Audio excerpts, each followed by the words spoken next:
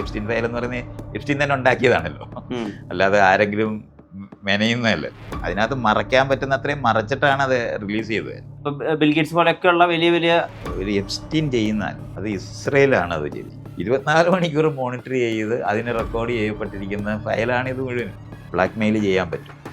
ഒന്നും പറയണ്ട, ഈ നിങ്ങളിവിടെ വന്ന കാര്യം ഇവിടെ ഉണ്ട് എന്ന് പറഞ്ഞാൽ മാത്രം മതി, വേറെ ഒന്നും പറയണ്ട. ഈ ഓരോ ആളിൻ്റെയും എങ്ങനെയാണ് അവരെ സ്വാധീനിക്കാൻ പറ്റുന്നത് അത് ചെയ്തിട്ടുണ്ട്. ഇനി അവിടെ വെറുതെ അറിയാതെ ചെന്നിട്ടുള്ളവരും ഉണ്ട്, അതൊക്കെ നമുക്ക് കാണാൻ പറ്റും. ട്രംപ് ഇത് രണ്ടാമത് വന്ന് സ്ഥാനാരോഹണം അങ്ങനെ തന്നെ പറയണമല്ലോ ചെയ്യുന്ന സമയത്ത് ഏതെങ്കിലും രാഷ്ട്രീയക്കാരും അതിലും ഒരു പ്രസിഡന്റ് അവിടെ ഓത്തെടുക്കുന്ന സമയത്ത് ഇന്ത്യയിൽ നിന്ന് പോയിരിക്കുന്നത് അംബാനിയാണെന്ന് അറിയണം. ലോകത്തുള്ള ഏറ്റവും വലിയ പണക്കാരായ ആൾക്കാരുടെ ഒരു വലിയ കൂട്ടായ്മയാണ് ശരിക്കും പറഞ്ഞാൽ ഇന്ത്യൻ ഭരണഘടന പോലെ വി ദ പീപ്പിൾ എന്നല്ല, in the name of the load എന്ന് തന്നെയാണ്. അത് ക്രിസ്ത്യൻ ദൈവം തന്നെയായിരുന്നു ഉള്ളത്. അതിനോട് ബന്ധപ്പെട്ട് തന്നെയാണ് അതിൻ്റെ വാല്യൂസ് എല്ലാം രൂപപ്പെടുത്തിയിട്ടുള്ളത്. ഒരു ആധുനിക ബോധത്തോടുള്ള ഭരണഘടനയല്ല നമ്മൾ അറിയണം. ദൈവത്തിനെ പറ്റി പറഞ്ഞാൽ ഏത് ദൈവം ആരുടെ ദൈവമാണെന്നൊക്കെ വരുമല്ലോ. ഇസ്രായേൽ അമേരിക്കയെ അതിന്റെ ചുവട്ടിൽ ഇസ്രായേലിന്റെ ഫ്ലാഗും കൂടെ നോക്കുന്നുണ്ട്. അത് അമേരിക്കയുടെ കൊടിയുടെ താഴെ ഒരു ഇസ്രായേലിന്റെ കൊടി, ഇസ്രായേലിന്റെ കൊടിയും കൂടെ വയ്ക്കുന്ന ഒത്തിരി വീട്, ഈ വലിയ കെട്ടിടങ്ങൾ, വലിയ സ്ഥാപനങ്ങളിനകത്തൊക്കെ കാണും. അലാസ്ക വിലക്ക് മേടിച്ചതാണ്. അലാസ്ക വിലക്ക് മേടിച്ചതാണ്, റഷ്യക്കാരുടെ നിന്ന് മേടിച്ചതാണ്. ഹവായി അങ്ങനെയല്ല. ഹവായി ഒരു വലിയ കപ്പലിന് ചെന്ന് അവിടെ ഉള്ളവരെ മുഴുവനും കൂടെ അവരങ്ങ് കയ്യേറി അവരുടേതാക്കി ഡിക്ലെയർ ചെയ്യുക. യുണൈറ്റഡ് സ്റ്റേറ്റ്സ് ഓഫ് അമേരിക്ക എന്ന് പറയുന്നിടത്തെ കാര്യം ഞാൻ പറയും. അവിടെ നേറ്റീവ് അമേരിക്കൻസ് എന്ന് വിളിക്കുന്ന ആൾക്കാരെ എണ്ണിത്തരാം. മൈത്രേയനാണ് ചേരുന്നത് മൂവി വേൾഡ് മീഡിയയിലെ ഒരു അഭിമുഖത്തിലേക്ക്. നമസ്കാരം. നമസ്കാരം. ഏകദേശം 6 മാസക്കാലം അമേരിക്കയിലായിരുന്നു. 5 മാസം. അപ്പം നമ്മൾ വാർത്തകളിലൊക്കെ കാണുമ്പോൾ മൊത്തത്തിൽ അമേരിക്കയും നേതൃത്വം വഹിക്കുന്ന വലിയ യുദ്ധപ്രഖ്യാപനങ്ങളും യുദ്ധത്തിലൂടെയൊക്കെയാണ് കടന്നു പോകുന്നത്. അവിടെ ജീവിക്കുമ്പോൾ ആ സാഹചര്യങ്ങളുടെ എന്തെങ്കിലും ഒരു പ്രത്യാഘാതം അനുഭവിച്ചിരുന്നു? അല്പം പോലും ഇല്ല. കാരണം വേറൊരു കോണ്ടിനെന്റ് ആണല്ലോ അത്. അമേരിക്കയിലെ ജനത തീരെ അറിയേയില്ല യുദ്ധം. അവർക്ക് നമ്മൾ ഇപ്പം ഇറാനിൽ നടക്കുന്ന യുദ്ധത്തിനെ പറ്റി പറയുന്ന പോലെ തന്നെയാണ് അവരും പറയുന്നത്. അവിടെ ആകെപ്പാടെ അവർ അനുഭവിക്കാനുള്ളത് പറഞ്ഞാൽ ആരെങ്കിലും കൊല്ലപ്പെടുകയെല്ലാം ചെയ്താൽ അവരുടെ ശവശരീരം തിരിച്ചു വരുമ്പോൾ മാത്രമാണ് അത് ആ വീട്ടുകാരെ മാത്രം ബാധിക്കുന്ന ഒരു പ്രശ്നം മാത്രമായിട്ടായിരിക്കും നിൽക്കുന്നത്. അല്ലാതെ യുദ്ധം അനുഭവിക്കുന്ന ഒരു ജനതയല്ല, അല്പം പോലും അനുഭവിക്കാറില്ല.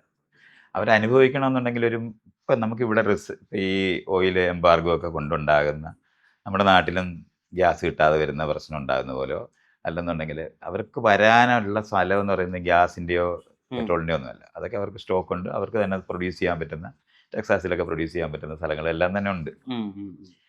പക്ഷെ അതേ സമയത്ത് അവർക്ക് വരാൻ പറ്റുന്ന സാധനം എന്ന് പറഞ്ഞാൽ ഈ ഷെൽഫിലിരിക്കുന്ന സാധനങ്ങളുടെ കുറവുകൾ വരും. കാരണം ചില രാജ്യങ്ങളിൽ നിന്ന് സാധനങ്ങൾ വരത്തില്ല. അത് മാത്രമേ അവർ അനുഭവിക്കുകയുള്ളൂ. അതൊരു റിസഷൻ വന്നാലും അനുഭവിക്കുന്ന ഒരു സ്ഥലം മാത്രം. അത്രയാണ് ആ രാജ്യത്തെ ജനത അനുഭവിക്കത്തുള്ളൂ.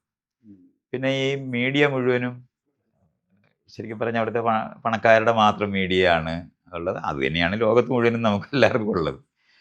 അപ്പം ഇതുപോലുള്ള കൊച്ചു സംരംഭം, ഇപ്പം നിങ്ങളുടെ പോലുള്ള സാധനമൊന്നും ആ രാജ്യങ്ങളിലൊന്നും തീരെയില്ല. അതങ്ങനെ അതൊന്നും നിലനിൽക്കാനൊക്കത്തില്ല. എവിടെ കാണിക്കും? ഈ സോഷ്യൽ മീഡിയയിൽ കാണിക്കാൻ പറ്റുന്ന ഒരു സാധനം അല്ലാതെ അത് തന്നെയും ആരും അങ്ങനെ കാണത്തില്ല. ഇപ്പം ഒരു ചെറിയ മീഡിയയ്ക്കൊന്നും അവരെ അവിടെ ആൾക്കാരുടെ ഇടയിൽ ഇൻഫ്ലുവൻസ് ചെയ്യാനൊന്നും നോക്കത്തില്ല. വലിയ സംവിധാനങ്ങളാണ്, അതിനകത്തൂടെ വരുന്ന ന്യൂസും കാര്യങ്ങളേ ഉള്ളൂ. അപ്പം അത് മാത്രമേ അവർ അനുഭവിക്കുകയുള്ളൂ. അത് മാത്രം കേൾക്കുന്നവർ പോലുമാണ് പലപ്പോഴും. അപ്പം അതുകൊണ്ട് ഒരു ഗവൺമെൻറ്റിൻ്റെ ഇത് നടക്കുന്ന, നമ്മളിപ്പോൾ ചൈനയിലോ റഷ്യയിലൊക്കെ ആണെങ്കിൽ ഗവൺമെൻറ്റാണ് നടത്തുന്നതെന്നൊക്കെ പറയുന്നത്, അത് അമേരിക്കയിൽ അത് തന്നെയാണ് സത്യത്തിൽ. ടെക്നിക്കലി അത്രയേ ഉള്ളൂ. പിന്നെ 4-5 കോർപ്പറേഷൻ ഉണ്ടാവും, അവരായിരിക്കും അത് മുഴുവൻ ചെയ്യും. അല്ലാതെ ഇപ്പം UNI, റോയിട്ടർ എന്ന് പറയുന്ന 2 ക്ലിപ്പ് വരുന്നതിൻ്റെ ചവിട്ടിലല്ലാതെ ഏതെങ്കിലും ന്യൂസ് നമ്മൾ ആരെങ്കിലും കാണും? അതുകൊണ്ട് നമ്മൾ പോലും അങ്ങനെ തന്നെയാണ്. ലോകം മുഴുവനുള്ള മീഡിയ അവരുടെ കയ്യിലാണ്. അപ്പം അതുകൊണ്ട് അവരുടെ വേർഷനും അവരുടേതായ സാധനമേ ആളുകൾ അനുഭവിക്കും. അല്ലാതെ ഈ സോഷ്യൽ മീഡിയ വന്നപ്പോൾ മാത്രമാണ് കുറച്ച് അല്ലാത്ത കുറേ ഇൻഫർമേഷൻസ് ഒക്കെ വരുന്നത്. അത് തന്നെ അവർ ഈ അൽഗോറിതം ഉപയോഗിച്ചിട്ട് റെഗുലേറ്റ് ചെയ്യും. അതുകൊണ്ട് പെട്ടെന്ന് തന്നെ ഒരു ദിവസം വന്ന സാധനം അടുത്ത ദിവസം നോക്കിയാൽ കാണാത്ത നിലവാരത്തിൽ അങ്ങ് അപ്രത്യക്ഷമായിരിക്കും. ഞാൻ മലയാളത്തിലിരുന്ന് സംസാരിക്കുന്ന കാരണം കൊണ്ട് അമേരിക്കയിലിരുന്ന ആൾക്കാരിങ്ങനെ ചിലപ്പോൾ എഴുതുന്നുണ്ട്, നിങ്ങൾ ഈ അമേരിക്കയിലിരുന്നതൊക്കെ ഇങ്ങനെ പറയും എന്നൊക്കെ പറയുമ്പോൾ നമ്മൾ പറയുന്ന ആരുടെ കേൾക്കുന്നെന്ന്.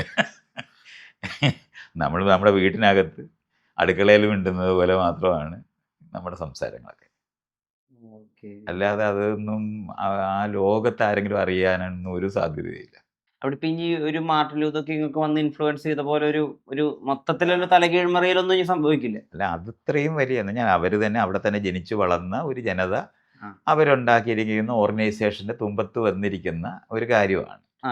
അപ്പോൾ പോലും ഇപ്പൊ നമുക്ക് നോക്കാം, അവിടുത്തെ നമ്മൾ ഈ പറയുന്ന 2000-ൽ ജനിച്ച ആൾക്കാർ, അവർ മാർട്ടിൻ ലൂതർ കിങ്ങിനെ അറിയാനായിട്ടുള്ള സാധ്യത കുറവാണ്. നമ്മളറിയുന്ന അത്രയും തന്നെ അവരറിയില്ല. കാരണം അത് കണ്ടെയ്ൻ ചെയ്യും അവർ. വളരെ നന്നായി അത് ചെയ്യാൻ അവർക്ക് പറ്റും. അത്തരത്തിലെ ന്യൂസുകളൊന്നും മുന്നോട്ട് വരാതിരിക്കാൻ അവർ ശ്രദ്ധിക്കും. അപ്പോൾ അത് കാരണം കൊണ്ട് അവിടെ ഒരു പരിപാടി നടന്നാൽ തന്നെ അതൊരു ടൂറിസ്റ്റ് കേന്ദ്രമായിട്ടാണ്. ഇപ്പം ഞാൻ ആ മാർട്ടിൻ ലൂതർ കിങ്ങിൻ്റെ വീട്ടിൽ പോവുകയൊക്കെ ചെയ്തു. അവിടെ എല്ലാവരും കൂടെ പോയി ഒരു ടൂറിസ്റ്റ് കേന്ദ്രത്തിനകത്ത് ഉണ്ടാകുന്ന എല്ലാ ടൂറിസ്റ്റ് കേന്ദ്രം എങ്ങനെയാണോ അതുപോലെ ഒരു അനുഭവം മാത്രമേ നമുക്ക് ഉണ്ടാക്കത്തുള്ളൂ. ഒരു ഡേ ഔട്ട്. അത് ഈ പുതിയ ജനതയൊക്കെ അറിയുക എന്ന് പറയുന്ന ആരെങ്കിലും അമ്മയും അച്ഛന്മാരാരെങ്കിലും ഒന്ന് വായിച്ചിട്ട് കുട്ടികളെ കൊണ്ടുപോകുന്നുണ്ടെങ്കിൽ മാത്രമേ അവരറിയുള്ളൂ. അല്ലെങ്കിൽ അവർ വരത്തില്ല. വളരെ അത് കണ്ടെയ്ൻ ചെയ്യാൻ അറിയാം. അവരുടേതായ ഒരു ലോകവും അവരുടേതായ ഒരു സമൂഹവും മാത്രമായിട്ട് തീരും. ഞാൻ ആകെ കണ്ടതെന്ന് പറഞ്ഞാൽ യുദ്ധവിരുദ്ധത്തിനായിട്ടുള്ള സ്ഥലങ്ങളിലൊക്കെ ആൾക്കാരെ വിളിച്ചാൽ കുറച്ച് പേര് വരും. അത് തന്നെ ഈ സോഷ്യൽ മീഡിയ ഉപയോഗിക്കുന്നതുകൊണ്ടാണ് അത് വരാൻ പറ്റുന്നത്. ഒറ്റയ്ക്ക് റോഡിന്റെ സൈഡിലൊക്കെ ഒരാളൊരു പോസ്റ്ററുമായിട്ട് നിൽക്കുന്നുണ്ട്. അതാണ് ഏറ്റവും കൂടുതൽ നമ്മൾ കാണാറുള്ളത്. ഒരാൾ പറയുന്ന കാര്യം. പണ്ട് നമ്മൾ ഈ എന്താണ് പെന്തക്കോസ്തിലെ ആൾക്കാർ റോഡിന്റെ സൈഡിൽ നിന്ന് പറയുന്ന അത്രയൊരു അനുഭവമാണ് ഏറ്റവും കൂടുതൽ അങ്ങനെ ഉണ്ടാകുന്നത്. അതേ സമയത്ത് ഒരു 2-3 മാസത്തെ പ്രയത്നമൊക്കെ കൊണ്ട് ഒരു വലിയ ജനത, അത് ഈ മറ്റ് ന്യൂസുകളിനകത്തൂടെയൊക്കെ ഇപ്പം പാലസ്തീന് സപ്പോർട്ടായിട്ട് വരുന്നതൊക്കെ ആയിട്ടുള്ള ആൾക്കാരൊക്കെ നല്ലോണം ഓർഗനൈസ് ചെയ്തിട്ട് മാത്രമാണ് അവർ വരുന്നത്. അപ്പോഴും നമുക്ക് ഈ ഒരു എന്താ പറയുക, പ്രതിഷേധം എന്ന് പറയുന്ന കണ്ടെയ്ൻഡ് ആയ ഒരു പ്രതിഷേധം തന്നെയാണ്. അതായത് നമ്മുടെ ഇവിടെ ഈ സെക്രട്ടേറിയറ്റിന് മുമ്പിൽ ആള് കൂടുന്ന പോലത്തെ അവസ്ഥ ഒന്നും ഉണ്ടാവുകയില്ല. അങ്ങനെ ഉണ്ടാവും, ആള് കൂടും. പക്ഷെ അത് ഡെസിഗ്നേറ്റഡ് ആയിട്ടുള്ള റോഡുകളിലും സ്ഥലങ്ങളിൽ തന്നെയായിരിക്കും കൂടുന്നത്. ഇപ്പൊ നമ്മൾ ഡൽഹി പോയി കഴിഞ്ഞാൽ രാംലീല മൈതാനത്ത് ചെയ്യുക എന്നുള്ള അല്ലാതെ വേറെ ഒന്നും നമുക്ക് വരത്തില്ല. അതുപോലുള്ള ഡെസിഗ്നേഷൻ ഏരിയകളുണ്ട്. അതൊക്കെ അങ്ങനെ ആയിരിക്കും. ചിലപ്പോൾ മണിക്കൂറുകൾ നീണ്ട വലിയ ഇതുണ്ട്. പക്ഷെ ഇതൊന്നും തന്നെയും ഞാൻ ഏറ്റവും കൂടുതൽ ഒന്നും തന്നെയെന്ന് ഞാൻ പറയുമ്പം എപ്സ്റ്റീൻ ഫയലിൽ ഏറ്റവും കൂടുതൽ റിലീസ് ചെയ്യപ്പെട്ട ഞാനവിടെ ഉള്ളപ്പോഴാണ്. നമ്മുടെ നാട്ടിലെങ്ങാണെങ്കിൽ രാജ്യം നിന്നുപോയേനെ. കാരണം അത്രയും ഞാൻ എപ്സ്റ്റീൻ ഫയൽ എന്ന് പറയുന്നത് എപ്സ്റ്റീൻ തന്നെ ഉണ്ടാക്കിയതാണല്ലോ, അല്ലാതെ ആരെങ്കിലും മെനയുന്നതല്ലല്ലോ. അപ്പം അത് കാരണം കൊണ്ട് അതിൻ്റെ അവിശ്വസിക്കുക എടുക്കുക എന്ന് പറയുന്ന കാര്യം പോലും സാധ്യമല്ല. കാരണം അതിനകത്ത് മറയ്ക്കാൻ പറ്റുന്ന അത്രയും മറച്ചിട്ടാണ് അത് റിലീസ് ചെയ്തത് തന്നെ. എന്നിട്ട് പോലും നമ്മൾ അത് കണ്ടു കഴിഞ്ഞാൽ ഞാൻ പറയുന്ന ഒരു രാജ്യം നിന്നു പോകും. രാഷ്ട്രീയമായിട്ട് അല്പമെങ്കിലും ഇതുള്ള ഒരു രാജ്യത്താണെങ്കിൽ, നമ്മൾ ഇന്ത്യയിലാണെങ്കിൽ നമ്മൾ രാജ്യം ഓടത്തില്ല, അതുപോലെ ആയിപ്പോവും. അപ്പോൾ അങ്ങനത്തെ ഒരു സ്ഥലത്ത് ഞാനിങ്ങനെ അറിയാതെ, മലയാളികളാണല്ലോ നമ്മളെ വിളിച്ചോണ്ട് പോകുക. ഞാനിങ്ങനെ ചോദിച്ചിട്ട്, കാറും ട്രക്കും ഒക്കെ ഉള്ളവരല്ലേ നിങ്ങൾ, അത് ഓടിച്ച് റോഡിലിട്ടാൽ അത് അവിടെ നിന്നു പോകത്തില്ലേ? ഒരു പ്രതിഷേധത്തിന്റെ ഒരു സ്ഥലം വേണ്ടേ? അവരുടെ പ്രസിഡന്റ് പങ്കെടുത്ത സാധനത്തിനെയാണ് ഈ കാണിക്കുന്നതെന്ന് ഓർക്കണം. എങ്ങനെ അത് കടന്നു പോകുന്നു എന്നുള്ളത് അത്രത്തോളം ആളുകളെ അവർക്ക് കൈകാര്യം ചെയ്യാൻ അറിയാവുന്ന തരത്തിലാണ്. അതിന് ഞാനിപ്പോൾ പിന്നെ അതിനെപ്പറ്റിയൊക്കെ കുറച്ച് ചിന്തിക്കുകയും വായിക്കുകയൊക്കെ ചെയ്തപ്പോൾ ഞാൻ കാണുന്നുണ്ട്, ഈ ഏത് വീട്ടിനകത്തും അപ്പൊളിറ്റിക്കലായ ആളുകളുണ്ടാകും. നമ്മളിപ്പോൾ ഒരു 5 പേരുള്ള ഒരു വീട്ടിൽ തന്നെ നമ്മൾക്ക് നോക്കുകയാണെങ്കിൽ അവർ തൊട്ടപ്പുറത്തുള്ള ആൾക്കാരെ പറ്റി കൺസേൺ ഇല്ലാതിരിക്കുക. എന്നാ സമയത്ത് അവരുടെ സ്വന്തം കാര്യത്തിനകത്ത് വലിയ മിടുക്കരായിരിക്കുന്നതായ ആൾക്കാർ എല്ലാ വീട്ടിലും, നമ്മുടെ എല്ലാ വീടുകളിലെല്ലാം നമ്മളെല്ലാവരും അങ്ങനെയുള്ള വീടുകളിൽ തന്നെ ഉണ്ട്. ലോകവ്യാപകമായി ആ തരത്തിലുള്ള ആളുകളാണ് ഈ അവിടെ അമേരിക്കയിലുള്ളത്. അതൊരു ഞാനതിങ്ങനെ ആലോചിക്കുമ്പം അവർക്ക് അവരുടെ കാര്യങ്ങൾ നടക്കുന്നുണ്ടെങ്കിൽ അവർ പ്രതിഷേധിക്കാൻ സാധ്യതയില്ല. 60% ലോകം മുഴുവനുള്ള മനുഷ്യരാണല്ലോ ഈ ചെന്നിട്ടുള്ളത്. അപ്പം ആദ്യം ചെന്നവരാണ് അമേരിക്കക്കാരായിട്ടുള്ളത്. 250 വർഷമായിട്ട് ചരിത്രം ഉള്ളവർ ആയിരിക്കുന്നവരാണ് ഈ അമേരിക്കക്കാരായത്. Red Indians. റെഡ് ഇന്ത്യൻസ് അല്ല, ആ. അത് അവർ 5000 അല്ലല്ലോ 15000 വർഷം എടുക്കേണ്ടി വരുമല്ലോ. ആ. അവരില്ല, അതും കഴിഞ്ഞ് വന്നവര്. അവരില്ല, ആ. ആ ജനതയില്ല. ആ ജനതയില്ല ഇപ്പൊ. ആ ജനത എന്ന് പറയുന്നത് നമ്മള് കടുവയെ കാണാൻ പോകുന്നവരെ കാണാൻ പോയി അങ്ങനെ തന്നെ റിസർവേഷനകത്ത് ജീവിക്കുന്നവരാണ്. അല്ലാത്തവര് സാധാരണ മറ്റുള്ളവരുടെ ഇടയിൽ അങ്ങ് കലർന്നു പോയിട്ടുണ്ട്. ഓ ഓ ഓ. ജനതയില്ല. ഇൻഡിജിനിയസ് പോപ്പുലേഷൻ എന്ന് പറയുന്നതേ ഇല്ല. പോപ്പുലേഷൻ ഉള്ളത് എണ്ണി തീർക്കാൻ പറ്റും, ഓക്കെ. അത്രേ ഉള്ളൂ. ഇത് യുണൈറ്റഡ് സ്റ്റേറ്റ്സ് ഓഫ് അമേരിക്കയെ പറ്റിയാണ് ഞാൻ പറയുന്നത്. അല്ലാതെ ഇപ്പൊ സൗത്ത് അമേരിക്കയിൽ പോയ ഇൻഡിജിനസ് പോപ്പുലേഷൻ ഉണ്ട്, മെക്സിക്കോയിൽ പോയ ഇൻഡിജിനസ് പോപ്പുലേഷൻ ഉണ്ട്. ഇത് ഈ യുണൈറ്റഡ് സ്റ്റേറ്റ്സ് ഓഫ് അമേരിക്ക എന്ന് പറയുന്നിടത്ത കാര്യം ഞാൻ പറയുന്നത്. അവിടെ നേറ്റീവ് അമേരിക്കൻസ് എന്ന് വിളിക്കുന്ന ആൾക്കാരെ എണ്ണി തീർക്കാൻ പറ്റും, അത്രേ ഉള്ളൂ. അവർ റിസർവേഷൻ എന്ന് പറയുന്നതൊക്കെ ഇന്നിപ്പോൾ നമ്മൾ പറഞ്ഞില്ലേ, കടുവയെ സൂക്ഷിക്കുന്ന ഇടം നമ്മുടെ ഗീർ ഫോറസ്റ്റിലെ സിംഹം ഉണ്ടെന്ന് പറയുന്ന പോലെ മാത്രമാണ് അവരുള്ളത്. അവരെപ്പറ്റി നമ്മൾ ചർച്ച വേണ്ട. അമേരിക്കക്കാരെന്ന് പറയുന്നത് ലോകത്ത് യൂറോപ്പിൽ നിന്ന് ആദ്യം കുടിയേറിയവരെന്നുള്ള അർത്ഥം മാത്രമാണ്. ക്രിസ്റ്റഫർ കൊളംബസിന് അതിനുശേഷം വന്ന അവരാണ് ഈ അമേരിക്കക്കാരെന്ന് വിളിക്കുന്നത്. അവർ തന്നെ പോർട്ടുഗലിൽ നിന്ന് വന്നവരുണ്ട്, സ്പെയിനിൽ നിന്ന് വന്നവരുണ്ട്, ജർമ്മനിയിൽ നിന്ന് വന്നവരുണ്ട്. അങ്ങനെ നമ്മളിങ്ങനെ എടുത്ത അതിനകത്ത് പ്രധാനമായി അവസാനം ഇംഗ്ലീഷുകാരാണ് ലോകവ്യാപകമായി ബലം ഉണ്ടാക്കിയതാണ് കൊണ്ട് ഇംഗ്ലീഷുകാരുടെ ഒരു വലിയ സെക്ഷനാണ് ശരിക്കും പറഞ്ഞാൽ അമേരിക്ക ഭരിക്കുന്നത്. ആ ഒരു ജനത ആണ് അവിടെ നിർണ്ണയിക്കുന്നത്. അതിനകത്ത് ബ്രിട്ടനുമായിട്ടുള്ള ഇൻഡിപെൻഡൻസ് വാർ അതാണ് ജോർജ് വാഷിങ്ടനൊക്കെ കൂടെ ചെയ്തിട്ടുണ്ടാക്കിയ അമേരിക്കയാണ്. ആ അമേരിക്ക പിന്നെ അതിനുശേഷം എന്താണോ ബ്രിട്ടൻ ചെയ്തതുപോലെ തന്നെയാണ്. എന്ന് പറഞ്ഞാൽ ഒരു ചെറിയ പ്രദേശമായിരുന്നു ആദ്യം ഈ യുണൈറ്റഡ് സ്റ്റേറ്റ്സ് എന്ന് പറയുന്നത്. നമ്മൾ ഈ മെക്സിക്കോ എന്ന് പറയുന്നത് ശരിക്കും ഇന്ന് നമ്മൾ വെസ്റ്റേൺ അമേരിക്ക എന്ന് പറയുന്ന ആ പ്രദേശം മുഴുവനും മെക്സിക്കോയുടെ ആയിരുന്നു. അത് മുഴുവനും അവർ മറ്റേ സ്പെയിനുമായിട്ടോ പോർച്ചുഗീസുകാർ അവരുമായിട്ടൊക്കെ യുദ്ധം ചെയ്തിട്ടാണ് അവർ ഇൻഡിപെൻഡൻ്റ് ആകുന്നത്. പക്ഷെ അവർക്ക് ഇത് ഹോൾഡ് ചെയ്യാനും വേണ്ടിയുള്ള ബലം വന്നില്ല. അത് മുഴുവൻ അതങ്ങനെ കയ്യേറി മാത്രമല്ല വിലയ്ക്കും മേടിച്ചു. ചിലർക്ക് അവർ വിലയ്ക്കും മേടിച്ചിട്ടുണ്ട്. പക്ഷെ അത് മുഴുവനും തീർന്ന് നമ്മളിന്ന് കാണുന്ന കാലിഫോർണിയ ഒക്കെ മെക്സിക്കോയിൽ പെടുന്നതായിരുന്നു. അതെല്ലാം കൂടെ ചേർന്നാണ് ഇന്ന് നമ്മൾ കാണുന്ന യുണൈറ്റഡ് സ്റ്റേറ്റ്സ് ഉണ്ടാകുന്നത്. അതൊരു 100-150 വർഷം കൊണ്ടുണ്ടായതാണ്. നമ്മൾ ഇന്ന് കാണുന്ന 50 സ്റ്റേറ്റ് എന്ന് പറയുന്ന 2 ഇതുപോലെ കയ്യേറിയതാണ്. അലാസ്ക വിലയ്ക്ക് മേടിച്ചതാണ്. മേടിച്ചതാണ് റഷ്യക്കാരുടെ നിന്ന് മേടിച്ചതാണ്. ഹവായി അങ്ങനല്ല. ഹവായി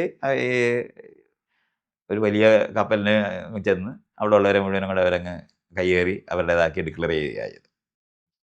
അങ്ങനെയാണ് അത് ഉണ്ടായത്. അല്ലാതെ അവിടെ എന്ന് പറഞ്ഞാൽ ആയിരക്കണക്കിന് വർഷമായിട്ട് ഒരു ട്രൈബായിരുന്നു അവിടെ. അവർ അവിടെ രാജ്ഞിയൊക്കെ ആയിരുന്നു അവിടെ. അവരൊന്നുമില്ല. അതെല്ലാം കംപ്ലീറ്റ് പോയിട്ട് അത് അവരുടെ 50ാമത്തെ സ്റ്റേറ്റുമായി. ഇതെല്ലാം നേരത്തെ നടന്നതാണ്. അപ്പം ഞാൻ പറയുന്നത് 2500 വർഷം ഉണ്ടായിരുന്ന അമേരിക്കയുടെ ചരിത്രമാണ് ഈ ചരിത്രമുള്ളത്. അവിടെ ആദ്യം വന്ന ആളുകളെ പറ്റി അവർ ഉണ്ടാക്കിയിരുന്ന ആരാണ് അമേരിക്കക്കാരെന്ന് സങ്കല്പം. അപ്പോഴാണ് ഈ സിവിൽ വാർ ഈ ഇംഗ്ലണ്ടുമായിട്ടുണ്ട്. ശരിക്കും സിവിൽ വാർ ഉണ്ടാകുന്നത് 2 തരത്തിലെ ജനത തന്നെ അവിടെ ഉണ്ടായിരുന്നതുകൊണ്ട്. അപ്പോൾ സൗത്തിലുള്ള ജനത എന്ന് പറയുന്നത് ഇംഗ്ലണ്ടുമായിട്ട് യോജിച്ച് നിൽക്കുന്നവരും, മറ്റവർ അങ്ങനെയല്ല. അങ്ങനെ സൗത്തും നോർത്തുമായിട്ട് ഇന്ന് കാണുന്ന നമ്മൾ ഈ റിപ്പബ്ലിക്കൻസ് എന്നും ഡെമോക്രാറ്റ്സ് എന്നും വിളിക്കുന്നവരായിട്ട് ഡിവൈഡ് ചെയ്യുന്ന അങ്ങനെ ഒരു ഭരണഘടന. അത് നമ്മൾ മനസ്സിലാക്കണം. ഇന്ത്യൻ ഭരണഘടന പോലെ വി ദ പീപ്പിൾ എന്നല്ല, in the name of the load എന്ന് തന്നെയാണ്. അത് ക്രിസ്ത്യൻ ദൈവം തന്നെയായിരുന്നു ഉള്ളത്. അതിനോട് ബന്ധപ്പെട്ട് തന്നെയാണ് അതിൻ്റെ വാല്യൂസ് എല്ലാം രൂപപ്പെടുത്തിയിട്ടുള്ളത്. അതുകൊണ്ട് ഭരണഘടന ഉണ്ടായിരുന്നു എന്ന് നമ്മൾ പറയുമ്പോൾ ഒരു ആധുനിക ബോധത്തോടുള്ള ഭരണഘടനയല്ല നമ്മൾ അറിയണം. തിയോക്രാറ്റിക് സ്റ്റേറ്റ് എന്ന് നമുക്ക് വിളിക്കാനൊക്കാത്ത, പക്ഷെ അതേ സമയത്ത് വളരെ വലിയ ഇൻഫ്ലുവൻഷ്യലായിട്ട് ദൈവത്തിനെ പറ്റി പറഞ്ഞാൽ ഏത് ദൈവം ആരുടെ ദൈവമാണെന്നൊക്കെ വരുമല്ലോ. അതിനകത്ത് നമ്പർ കൂടുന്നതനുസരിച്ച് ക്രിസ്ത്യൻ മെജോറിറ്റിയുടെ ദൈവം തന്നെയായിരുന്നു ഉണ്ടായിട്ടുള്ളത്. അങ്ങനത്തെ ഒരു ഭരണഘടന തന്നെയാണ് ഉണ്ടായിട്ടുള്ളത്. അപ്പം ആദ്യത്തെ ഭരണഘടനകളിലൊന്നായത് കാരണം കൊണ്ട് നമ്മളതിനെ മെച്ചപ്പെട്ടതായിട്ട് കാണുക, അതിനകത്ത് പറയുകയൊക്കെ ചെയ്യുമ്പോഴും ബ്രിട്ടീഷുകാർ ഭരിച്ചതിന് പകരം ഭരിക്കുന്ന ലോക്കലായ മുതലാളിമാർ ഭരിക്കുന്ന സ്ഥലമായിട്ട് അത് മാറുന്നു. ബ്രിട്ടീഷ് മാറി കോർപ്പറേറ്റ് വന്നു. അതെ, അങ്ങനെ ആ കോർപ്പറേറ്റ് നമ്മൾ ഇന്ന് വിളിക്കുന്ന നിലവാരത്തിൽ അന്ന് വലിയ പണക്കാർ ആയിരിക്കുന്ന കുറേ പേര് ആയിരിക്കും ഇൻഫ്ലുവൻസ്. ഈ ഇപ്പോൾ വാഷിങ്ടണ് തന്നെ ഇഷ്ടംപോലെ എസ്റ്റേറ്റ് ഉണ്ട്. എസ്റ്റേറ്റ് ഉള്ളത് മാത്രമല്ല അവിടെ എല്ലാം ഈ സ്ലേവ്സ് ഉണ്ട്. അപ്പോൾ ആ സ്ലേവ്സ് അവിടുത്തെ പൗരന്മാരായിട്ടില്ല. അപ്പോൾ പിന്നെ ഈ ഇബ്രാഹിം ലിങ്കൺ വരുമ്പോഴാണല്ലോ ആ മാറ്റമൊക്കെ. അവർ കൂടി വോട്ട് ചെയ്യാനൊക്കെ ഉള്ളത്. അല്ല, അവർ സ്വതന്ത്രരായിട്ട് ഡിക്ലെയർ ചെയ്യുന്നത്. സ്വതന്ത്രമായിട്ട് ഡിക്ലെയർ ചെയ്യപ്പെടുന്നു. അപ്പോൾ അതൊക്കെ നമ്മളിങ്ങനെ കാണേണ്ടതുണ്ട്. അപ്പം ഈ ഒരു 250 വർഷത്തെ ചരിത്രത്തിനകത്ത് പറയുന്ന ഭരണത്തിനകത്ത് സഹായിച്ച് നിന്ന ആളുകളാണ് അമേരിക്കക്കാരായി ഇരിക്കുന്നത്. അവരുടെ ഇടയ്ക്കകത്തുണ്ടായിരിക്കുന്ന ചില അഭിപ്രായ വ്യത്യാസങ്ങളും ഒക്കെ കാര്യമായിട്ട് ബന്ധപ്പെട്ടാണ് നമ്മൾ ഈ പറയുന്ന ഡെമോക്രാറ്റ്സ് എന്ന് വിളിക്കുന്നവരും റിപ്പബ്ലിക്കൻസ് എന്ന് വിളിക്കുന്നവരുമായിട്ടൊരു ഡിവിഷൻ.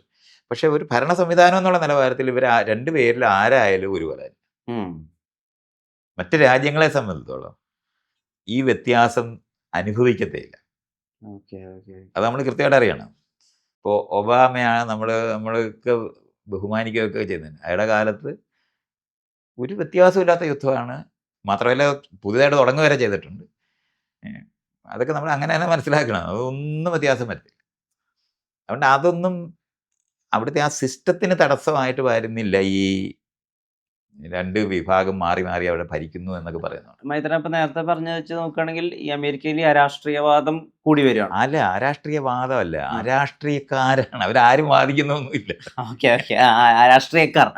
നമ്മൾ മനസ്സിലായി. ഞാനിത് എന്തായിരിക്കാം ഈ ആളുകള് ഇത്രയും വലിയ അവരുടെ ഒരു പ്രസിഡന്റ് ഇത്രയും അധികം നമുക്ക് ചിന്തിക്കാൻ വയ്യാത്ത തരത്തിൽ നമ്മളെ മോശം എന്ന് വിചാരിക്കാവുന്ന എല്ലാ ലെവലിലും, അല്ലാതെ ഏതെങ്കിലും ഒരു കാര്യത്തിലല്ല, എല്ലാ നിലവാരത്തിലും നമുക്ക് ഇന്നത്തെ ആധുനിക സെൻസിബിലിറ്റി വെച്ച് പരിശോധിച്ചാൽ അയാളെ എലക്ട് ചെയ്യുന്നതല്ല, അയാളെ ഇമ്പീച്ച് ചെയ്യുന്ന പോലും അല്ല, പെർമനൻ്റായിട്ട് ജയിലിലിട്ട് പോകുന്ന ഒരു സംഭവമാണ് ഈ വരുന്നത്. ആ രാജ്യം അത് ഒരു ഇൻവെസ്റ്റിഗേഷൻ നടത്തുന്നുണ്ട്, അവിടെ ഭയങ്കര കാര്യങ്ങൾ നടക്കുന്നുണ്ട്, ഇത് ശരിയാണോ എന്ന് തെളിയിക്കാൻ വേണ്ടി നടക്കുന്നുണ്ട്. ഞാൻ പറയുന്നത് പൊളിറ്റിക്കലായിട്ട് പ്രതികരിച്ചിട്ടില്ല. അത് നമ്മൾ അങ്ങനെ തന്നെ മനസ്സിലാക്കുന്നുണ്ട്. അത് എന്നെ ഷോക്ക് ചെയ്ത ഒരു സംഭവമാണ്. വലിയ റാലികൾ ഈ ജനാധിപത്യക്കാരെയോ അല്ലെന്നുണ്ടെങ്കിൽ മറ്റു രാജ്യങ്ങൾക്കൊക്കെ വേണ്ടി നടക്കുമ്പോൾ പോലും അത് വളരെ പീസ്ഫുള്ളായിട്ട്, ഞാൻ പറഞ്ഞില്ലേ, ആൾക്കാർക്ക് വലിയ നോവൊന്നും വരാതെ വെടികൊള്ളാതെയൊക്കെയാണ് ചെയ്യുന്ന, അടി കിട്ടാതെ, നമ്മുടെ ഇവിടെ ഒന്നുമില്ലെങ്കിൽ വാട്ടർ ക്യാനണെങ്കിലും വന്ന് പതിക്കുന്നത്, ഇതൊന്നും ഇല്ലാതെ വളരെ പീസ്ഫുള്ളായിട്ട് നടക്കുന്ന ഒരു വലിയ പ്രൊസഷൻ ആണ് പരമാവധി നമുക്ക് ഉണ്ടാക്കാൻ പറ്റുന്നത്. അത്രയാണ്. അത് തന്നെ അവിടുത്തെ ആ ഒരു 30% ഞാൻ നേരത്തെ പറഞ്ഞല്ലേ, ഈ ചെന്ന ഒരു 60% കഴിഞ്ഞ് ബാക്കി 40% ഒരു 20% ഈ കംപ്ലീറ്റ് രാജാവിന് വേണ്ടി നിൽക്കുന്ന, രാജാക്കന്മാരുടെ ലോകം നിൽക്കുന്ന കോർപ്പറേറ്റ് എന്ന് പറയുന്ന മുഴുവൻ ആൾക്കാരുടെ ആണ്. ബാക്കി ഒരു 30% പൊളിറ്റിക്കലായിട്ടുള്ളത്. അവരുടെ ഒരു മുൻകൈയിലുണ്ടാകുന്ന ഒരു റാലിയാണ് നമുക്കവിടെ കാണാവുന്നത്. ഇപ്പം ഈ എപ്സ്റ്റൈൻ ഫയൽസിനെ പറ്റി സൂചിപ്പിച്ചല്ലോ. ഇപ്പം ഞാൻ ആ ഫയലിൽ 1-2 കാര്യങ്ങൾ ഞാനായിട്ട് ആക്സസ് ചെയ്തില്ലെങ്കിൽ പോലും അതിൻ്റെ എക്സ്പ്ലനേഷൻ വീഡിയോസ് ചിലതൊക്കെ കാണിക്കുമ്പോൾ നമുക്ക് തീരെ ഉൾക്കൊള്ളാൻ പറ്റാത്ത കുറേ കാര്യങ്ങളാണ് അതിൽ പറയുന്നത്. എപ്സ്റ്റൈൻ്റെ പ്രത്യേകമായിട്ടുള്ള ഐലൻഡിലും ബംഗ്ലാവിലൊക്കെ വെച്ചിട്ട് ഈ ചെറിയ കുട്ടികളെ പേടിപ്പിക്കുന്നു. അപ്പോൾ പേടിപ്പിക്കുമ്പോൾ അവരിലുണ്ടാവുന്ന ബ്ലഡിലുണ്ടാകുന്ന മാറ്റങ്ങൾ വെച്ചുകൊണ്ട് ബ്ലഡ് എടുക്കുന്നു, ആ ബ്ലഡ് കുടിക്കുന്നു. അതുപോലെ കുറേ പെൺകുട്ടികളെ, അതായത് 18 വയസ്സിന് താഴെയുള്ള പ്രായപൂർത്തി പോലും ആവാത്ത പെൺകുട്ടികളെ പീഡിപ്പിക്കപ്പെടുന്നു. അങ്ങനെ പല രീതിയിലുള്ള ഡാർക്ക് ഫാൻറ്റസികൾ നടത്താനുള്ള ഒരിടമായിട്ടൊക്കെ കരുതുന്നത്. അവിടെയാണ് പല ലോക നേതാക്കളുടെയും, പ്രത്യേകിച്ച് ട്രംപിന്റെ മുഴുവൻ അവരൊക്കെ ആകർഷിക്കാൻ പറ്റിയ മുഴുവൻ ആൾക്കാരോട് എത്തിച്ചേർന്നു. ഇപ്പം ബിൽഗേറ്റ്സ് പോലെയൊക്കെയുള്ള വലിയ വലിയ, അതുകൊണ്ടാണ് അവരെ അത് ഒരു എപ്സ്റ്റൈൻ ചെയ്യുന്നതല്ല. അത് നമ്മൾ അങ്ങനെ മനസ്സിലാക്കണം. അത് ഇസ്രയേലാണ് അത് ചെയ്തിരിക്കുന്നത്. അതങ്ങനെ തന്നെ നമ്മൾ മനസ്സിലാക്കണം.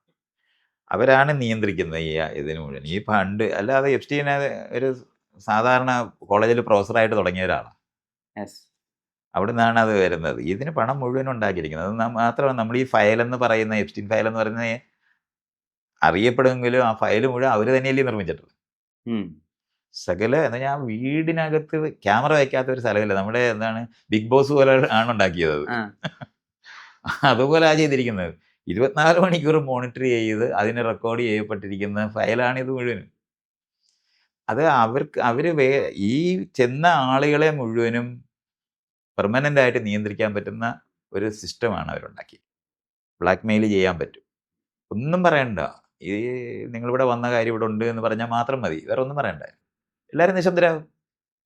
കാരണം അവിടെ അത് ടോട്ടലി പ്രൈവറ്റായ ആരും ഒരിക്കലും അറിയില്ല എന്ന് വിചാരിക്കുന്ന അത്രയും സേഫായ ഒരു സ്ഥലമാണ് ഉണ്ടാക്കിയത്. അപ്പോൾ ഈ ചെല്ലുന്ന ആളുകളെ സംബന്ധിച്ചോളം ഒരു പേടിയും അവർക്ക് ഫീൽ ചെയ്യത്തില്ല. കാരണം അവർ യഥാർത്ഥത്തിൽ നമ്മൾ നമ്മുടെ സ്വകാര്യതയിൽ മറ്റുള്ളവരില്ലാത്തപ്പം നമ്മൾ ഒറ്റയ്ക്കിരുന്ന് കാര്യം പറയുന്ന ആൾക്കാർ തൊട്ട് ആ തരത്തിലുള്ള ഫ്രീഡമാണ് അവിടെ ഈ എക്സ്പീരിയൻസ് ചെയ്യുന്നത്. Wild freedom. അതുകൊണ്ട് എല്ലാ നിലവാരത്തിലും ഈ ഓരോ ആളിൻ്റെയും എങ്ങനെയാണ് അവരെ സ്വാധീനിക്കാൻ പറ്റുന്നത് അത് ചെയ്തിട്ടുണ്ട്. ഇനി അവിടെ വെറുതെ അറിയാതെ ചെന്നിട്ടുള്ളവരും ഉണ്ട്, അതൊക്കെ നമുക്ക് കാണാൻ പറ്റും. കാരണം ഇയാൾ വലിയ ഫണ്ടുകൾ ഈ തരത്തിലുള്ള ഏത് കാര്യത്തിനും ആർട്ടിനും ഒക്കെ വേണ്ടി ചെലവഴിക്കും. അപ്പോൾ അത് കാരണം കൊണ്ട് അതിൽ പെട്ടിട്ട് അവിടെ ചെല്ലുന്നവരുണ്ടാവും. ആ ചെല്ലുന്നവർ അറിയുന്നുണ്ടാകത്തേ ഇല്ല ഈ മറുവശത്ത് ഇങ്ങനെ ഒരു ലോകം നിൽക്കുന്നു എന്നുള്ളത്. അപ്പോൾ വളരെ സ്ട്രിക്റ്റ് ആയിട്ട് ജീവിതത്തിനകത്ത് നിൽക്കുന്ന ഒരാളാണ് അവിടെ ചെന്നിരിക്കുന്നതെങ്കിൽ അയാൾ അവിടെ ചെന്നിരുന്നു എന്നുള്ളത് മാത്രമാണ്. പക്ഷെ അയാൾക്ക് തന്നെ പറയാൻ പറ്റത്തില്ലല്ലോ. പിന്നെ ഈ കാണുന്ന സാധനത്തിനകത്ത് ഞാൻ അവിടെ ചെന്നിട്ട് ഞാൻ അതൊന്നും ചെയ്തില്ല എന്നൊക്കെ പറഞ്ഞിട്ടൊന്നും പിന്നെ ഒരു കാര്യമില്ലല്ലോ. ഇത് മുഴുവൻ ഇങ്ങനെയാണ് ചെയ്തിട്ടുള്ളത്. അതുകൊണ്ട് ഈ ഫയൽ ഉണ്ടാക്കിയത് ആരെങ്കിലും ഒളിക്യാമറ വെച്ച് ചെയ്തതല്ല. മുഴുവൻ രാജ്യത്തെ ആരുണ്ട് പണക്കാരായവർ മുഴുവനും അധികാരമുള്ളവർ മുഴുവൻ പേരെ അവർ ഡോക്യുമെന്റ് ചെയ്തിട്ടുണ്ട്. ഈ ഇസ്രായേൽ അമേരിക്കൻ പക്ഷെ സൗഹൃദപരമായിട്ടൊരു സമവാക്യമാണല്ലോ ഇപ്പൊ ഉള്ളത്. അപ്പൊ പിന്നെ ഇസ്രായേലിനെ ചെയ്തുകൊണ്ട് എന്താ ഗുണം? അല്ല, ഇസ്രായേലാണ് അമേരിക്ക നിയന്ത്രിക്കുന്നത്, അല്ലാതെ അമേരിക്ക ഇസ്രായേലിനെ നിയന്ത്രിക്കുന്ന യുക്തിയല്ല. നമുക്ക് അവിടുത്തെ ഈ അമേരിക്കൻ ഫ്ലാഗ് ഒരു 10 വീടിനകത്ത് ഒരു ഫ്ലാഗ് ഉള്ള വീട് കാണും. അത് ഏറ്റവും തീവ്രമായ ഞാൻ അമേരിക്കക്കാരനാണെന്ന് വിചാരിക്കുന്നവരും പിന്നെ വെറ്ററൻസ് ഞാൻ യുദ്ധത്തിൽ പങ്കെടുത്തവരും ഒക്കെ ചെയ്യുന്ന ഒരു കാര്യമാണ്. പക്ഷെ നമ്മുടെ നാട്ടിനകത്ത് ഈ കാവി കൊടി വെക്കുന്നത് പോലെയാണ് ഈ അമേരിക്കൻ ഫ്ലാഗ് അവിടെ. ആ ഫ്ലാഗ് വെച്ച ഒരു ഹൗസിംഗ് കോളനി ഉണ്ടെങ്കിൽ ആ വീട്ടുകാർ അറിയാതെ ഈ മറ്റുള്ള ആൾക്കാരുടെ മുകളിൽ ഒരു ആധിപത്യം അവർക്കുണ്ടാവും, ഈ ഫ്ലാഗ് കുത്തിയവർക്ക്. അപ്പൊ അത് നമ്മളിങ്ങനെ അനുഭവിച്ചു പോകും. അവരുടെ വീടിന്റെ മുന്നേ കൂടെ പോകുമ്പോൾ നമ്മൾ ഉറക്കമിണ്ടാതിരിക്കാനൊക്കെ എല്ലാവരും നിർത്തി. അതൊക്കെ നമ്മൾ ഞാൻ അങ്ങനെ എല്ലാ കോളനിയിലും നോക്കിയാൽ ഈ അമേരിക്കൻ ഫ്ലാഗ് ഉണ്ട്. നമ്മളത് വേറെ എങ്ങും അങ്ങനെ അനുഭവിച്ചിട്ടില്ല. നമ്മൾ ഈ രാജ്യങ്ങളിൽ പോകുമ്പം അവിടുത്തെ രാജ്യത്തിന്റെ കൊടി ഇങ്ങനെ ശരിക്കും രണ്ടാമത്തെ റിലിജിയനായിട്ട് അത് നിൽക്കുന്നുണ്ടെന്ന് നമുക്ക് കാണാൻ പറ്റും. അമേരിക്കക്കാരനായിരിക്കുക എന്ന് പറയുന്നത് പലയിടത്തു നിന്ന് വന്നവരല്ലേ, അവർ ഡിക്ലെയർ ചെയ്ത് ബലത്തോടെ നിൽക്കേണ്ട ഒരു സ്ഥലമുണ്ട്. അല്ലാതെ ശരിക്കും അമേരിക്കക്കാരെന്ന് പറഞ്ഞാൽ നേറ്റീവ് അമേരിക്കൻസ് ആണല്ലോ, അപ്പോൾ കുഴഞ്ഞു പോകുമല്ലോ. അപ്പോൾ അതിന് പിന്നെ മൂച്ചോടെ ഈ ശരിക്കും നാഷണലിസം എങ്ങനെയാണ് റിലിജനായി മാറുന്നതെന്നുള്ളത് ആളുകളെ നിയന്ത്രിക്കാൻ ഉപയോഗിക്കുന്നത് എങ്ങനെയാണെന്നുള്ളതിൻ്റെ ഏറ്റവും നല്ല ഉദാഹരണമാണ് അമേരിക്ക. അപ്പോൾ അങ്ങനത്തെ ഒരു ലോകമുണ്ട് ഈ ഇവരുടെ. പക്ഷെ ഇതൊക്കെ പറയുമ്പോഴും പട്ടാളത്തിൽ പോകുന്നതിൽ 90% ദരിദ്രരായ ആൾക്കാരായിരിക്കും, അവർക്ക് ജോലിക്കുമൊക്കെ പോകുന്നത്. അവരുടെ വെറ്ററൻസ് എന്ന് പറയുന്നവരെ ബഹുമാനിക്കുന്നുണ്ടെന്ന് അഭിനയിക്കുന്നതല്ലാതെ നമ്മുടെ നാട്ടിലുമൊക്കെ അത് പട്ടാളക്കാരെ വരുന്ന ദിവസം ഭയങ്കര സ്വീകരണമൊക്കെയാണ്. അത് കഴിഞ്ഞാൽ പിന്നെ തൊഴിലില്ലാതെ അവരോടൊക്കെ നടക്കുകയായിരിക്കുമല്ലോ ചെയ്യുന്നത്. ആ അവസ്ഥ തന്നെയാണ് അവിടെ ആ കാര്യത്തിലുള്ളത്. കാരണം നമ്മൾ ഈ റോഡിലെ ഹോംലെസ് ആയിട്ട് കിടക്കുന്നതിനകത്ത് ധാരാളം പട്ടാളക്കാരുണ്ട്. കാരണം അവർ ഫാമിലിയൊക്കെ പോയി കാണും. ഇത്രയും നാളൊക്കെ ചിലപ്പോൾ 3, 4, 5 വർഷമൊക്കെ പോയിട്ട് തിരിച്ചു വരുമ്പോഴത്തേന് അവിടെ ഉള്ള ആളുകൾ അവരെ ഉപേക്ഷിച്ച് പോവുകയും വേറെ ആൾക്കാരുമായിട്ട് റിലേഷൻ ഉണ്ടായി പോവുകയൊക്കെ ചെയ്തിട്ടൊക്കെ കുടുംബങ്ങളും കാണത്തില്ല അവർക്ക്. അപ്പോൾ അതിൻ്റെയൊക്കെ അതാണ് ഈ റാംബോയ്ക്കകത്തൊക്കെ പറയാനൊക്കെ അവർ ആ വശം അതിനകത്ത് ആദ്യം നമ്മൾ കാണിക്കും. അത് കഴിഞ്ഞിട്ട് പിന്നെ സിനിമയ്ക്കകത്ത് അവർ വിജയിക്കുമല്ലോ. അപ്പം അങ്ങനത്തെ സാധനങ്ങളാണ് മുഴുവനും ഉള്ളത്. അപ്പം ഈ അമേരിക്കൻ മെൻറ്റാലിറ്റി എന്ന് പറയുന്നത് ഈ പറയുന്ന ആളുകൾ അവർ ഞങ്ങൾ കൂടുതൽ അമേരിക്കക്കാരാണെന്ന് തെളിയിക്കാൻ ബാധ്യതയുള്ളവരായിട്ട് നിൽക്കുന്ന ജനതയാണ് കൂടുതലുള്ളത്. ഇപ്പം മൂച്ചോടെ നിൽക്കേണ്ടി വരും. അത് അമേരിക്കൻ ഗവൺമെൻറ്റിനോടൊപ്പം നിൽക്കുക എന്ന് പറയുന്നതാണ്. അമേരിക്കൻ ഗവൺമെൻറ് എന്ന് പറയുന്നത് നമ്മൾ കൃത്യമായിട്ട് മനസ്സിലാക്കാനുള്ള വലിയ പണക്കാരുടെ ഒരു കൂട്ടായ്മയാണ്. അല്ല, അപ്പോഴും എനിക്ക് ഇസ്രായേൽ അമേരിക്കയെ നിയന്ത്രിക്കുന്ന അവിടുത്തെ കൊടികൾ നമ്മൾ കാണാമെങ്കിൽ വലിയ ഞാൻ നേരത്തെ പറഞ്ഞ കൊടിയില്ലേ, ഞാനത് പറയുന്നിടത്താണ് അത് വിട്ടുപോയത്. അതിന് ചുവട്ടിൽ ഇസ്രായേലിന്റെ ഫ്ലാഗും കൂടെ നോക്കുന്നുണ്ട്. അത് ഭയങ്കര ഷോക്കിംഗ് ആയിട്ട് നമ്മൾ അനുഭവിച്ചു. ഞാൻ പടം എടുത്തിട്ടുണ്ട്. അമേരിക്കയുടെ കൊടിയുടെ താഴെ ഇസ്രായേലിന്റെ കൊടിയും കൂടെ വയ്ക്കുന്ന ഒത്തിരി വീട് ഈ വലിയ കെട്ടിടങ്ങൾ വലിയ സ്ഥാപനങ്ങളിനകത്തൊക്കെ കാണും. നമ്മളത് ഇസ്രയേലിലെ കൂടി എന്താ ഇവിടെ വന്നിരിക്കുന്നത് നമ്മൾ അത്ഭുതപ്പെട്ടു. ഞാൻ അത് ഒരിടത്ത് പടം എടുത്തപ്പോൾ ഞാൻ അവരെ ഒന്ന് ചെക്ക് ചെയ്തപ്പോൾ അവരൊരു അപ്പാർട്ട്മെന്റ് ഉണ്ടാക്കിയവർ മാത്രമാണ്. പക്ഷെ അത് അങ്ങനത്തെ ഒരു അലീജിയൻസ് അതിനകത്തുണ്ട്. അതിനകത്ത് റീസൺ എന്ന് പറയുന്നത് ഏറ്റവും കൂടുതൽ ധനമുള്ള വിഭാഗമായി ആയിരക്കണക്കിന് വർഷം കൊണ്ട് ഇവർ മാറിയിട്ടുണ്ട്. ആ ധനമാണ് നിർണ്ണയിക്കുന്നത്. ഇപ്പം നമ്മൾ വേൾഡ് ബാങ്ക് എന്ന് പറഞ്ഞാൽ ബാങ്ക് അമേരിക്കയിൽ തന്നെ ഉണ്ടായതല്ലേ. അതിനകത്ത് ഏറ്റവും കൂടുതൽ പണം ഇൻവെസ്റ്റ് ചെയ്തിരിക്കുന്നത് ജൂതന്മാർ തന്നെയാണ്. നമ്മൾ ഈ ജൂതന്മാരെന്ന് പറയുമ്പം അവർ ഒരു മോണോലിത്തിക് ആയിട്ട് ചിന്തിക്കരുത്. സയോണിസ്റ്റുകൾ എന്ന് പറയുന്ന ഒരു വിഭാഗം തീവ്രമായി ജൂതന്മാരായിരിക്കുന്നവർ. അല്ലാതെ എല്ലാ ജൂതന്മാരും മോശമാണെന്നോ അങ്ങനെയാണെന്നോ തെറ്റിദ്ധരിക്കുകയും ചെയ്യരുത്. പക്ഷെ ഐഡന്റിറ്റി അവർ ജൂതനായിട്ട് അവർ നിൽക്കുന്നുണ്ട്. നമ്മൾ നോക്കുവാണെങ്കിൽ ധാരാളം നല്ല എഴുത്തുകാരും നല്ല ആർട്ടിസ്റ്റുകളൊക്കെ ആയിരിക്കുന്നവരൊക്കെ ശാസ്ത്രജ്ഞരും ഒക്കെ ആയിട്ട് ഇരിക്കുന്നവരുണ്ട്. അപ്പോൾ അവരെല്ലാവരും അങ്ങനെയാണെന്ന് ചോദിച്ചാൽ അങ്ങനെയൊന്നുമല്ലേ. പക്ഷേ ഈ സയോണിസം എന്ന് പറയുന്ന ഒരു വേറൊരു സംഭവം തന്നെയാണ്. നമ്മൾ ഹിന്ദുത്വ ഇന്ത്യയെ പറയുമ്പോൾ ഹിന്ദുക്കളായിരിക്കുന്നു എന്ന് പറയുന്ന ആൾക്കാരല്ലല്ലോ ഹിന്ദുത്വക്കാർ. അത് വേറൊരു വിഭാഗം തന്നെയല്ലേ. അതുപോലെ തന്നെയാണ് അത്. തീവ്രത കൂടുതലാണ്. സയോണിസ്റ്റുകളെന്ന് തന്നെയാണ് നമ്മൾ പറയേണ്ടത്. ജൂതന്മാരെന്ന് പറഞ്ഞുകൂടാ ശരിക്കും പറഞ്ഞാൽ. അത് ഡിഫറൻ്റ് അവര്. ഈ ട്രംപിനോടുള്ള അവിടുത്തെ ജനവികാരം എങ്ങനെയാണ്? ഇപ്പൊ അദ്ദേഹത്തെ ഇന്ത്യയിലത്തെ മീഡിയ റിപ്പോർട്ട് ചെയ്യുമ്പോൾ സൗത്തിലാണ് മാത്രമാണ് അയാൾക്ക് ആ സ്വാധീനമുള്ളത്. മറ്റുള്ളിടത്ത് കുറവാണ്. അപ്പോൾ അദ്ദേഹത്തെ ഒരു ഏകാധിപതി മോഡിലേക്കൊക്കെ പറയുന്ന അയാൾ ഏകാധിപതി എന്ന് പറയുന്നത് അയാൾക്ക് രോഗം പോലുള്ള അയാൾ അതൊക്കെ കൊണ്ട് കാണിക്കുന്നത്. പക്ഷെ അതൊരു ടീമാണ്. അത് നമ്മൾ അങ്ങനെ തന്നെ മനസ്സിലാക്കണം. ട്രംപ് രണ്ടാമത് വന്ന് സ്ഥാനാരോഹണം അങ്ങനെ തന്നെ പറയണമല്ലോ ചെയ്യുന്ന സമയത്ത് ഏതെങ്കിലും രാഷ്ട്രീയക്കാർ വന്നിരുന്നോ? ഇതാണ് നമ്മൾ മനസ്സിലാക്കേണ്ടത്. ഒരു പ്രസിഡന്റ് അവിടെ ഓത്തെടുക്കുന്ന സമയത്ത് ഇന്ത്യയിൽ നിന്ന് പോയിരിക്കുന്നത് അംബാനിയാണെന്ന് അറിയണം. ഇത് നമ്മളെ കാണണം. ലോകത്തുള്ള ഏറ്റവും വലിയ പണക്കാരായ ആൾക്കാരുടെ ഒരു വലിയ കൂട്ടായ്മയാണ് ശരിക്കും പറഞ്ഞാൽ അമേരിക്ക ഭരിക്കുന്നത്. അതുകൊണ്ട് നമ്മൾ ഈ വിചാരിക്കുന്ന പോലെ ഒരു സംഭവം നടക്കത്തില്ല. അപ്പം നമ്മൾ വിചാരിക്കുക ഈ ട്രംപ് ഇങ്ങനെയൊക്കെ മിണ്ടിയ ട്രംപിനോട് നമുക്കൊക്കെ നാണമൊക്കെ തോന്നുന്ന തരത്തിൽ അയാൾക്ക് ഉണ്ടെന്നാണ്. പക്ഷെ അതൊന്നും തോന്നത്തില്ല. കാരണം അത് പറഞ്ഞു ഉളുപ്പില്ലാതാകുക എന്ന് പറയുന്നതാണ് ഒരു പുതിയ ടെക്നിക്ക്. അത് സാധാരണഗതിയിൽ നമ്മൾ പരസ്യമായി പറയാൻ മടിക്കുന്ന, ഉപയോഗിക്കാൻ മടിക്കുന്ന വാക്കുകളൊക്കെ ഈ ആളുകളെല്ലാം ഉപയോഗിക്കുന്നവരായി മാറുകയും ചെയ്യുകയൊക്കെ ചെയ്യുമ്പോൾ പിന്നെന്താണ് പ്രശ്നം എന്ന് തോന്നിപ്പോ. അതാണ് ഒരു പുതിയ ടെക്നിക്കാണത്.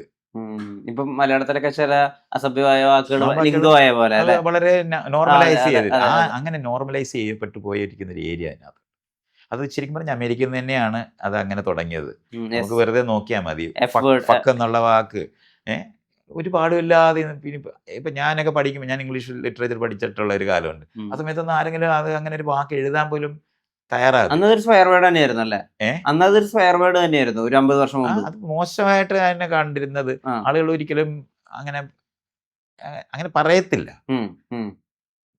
ആരും കേൾക്കാതെ പറയുക എന്നുള്ളതായിരുന്നു. അത് അവരാണ് അത് ആരംഭിച്ചത്. അങ്ങനെ അത് അങ്ങ് ഉപയോഗിക്കാൻ പറ്റുമെന്ന്.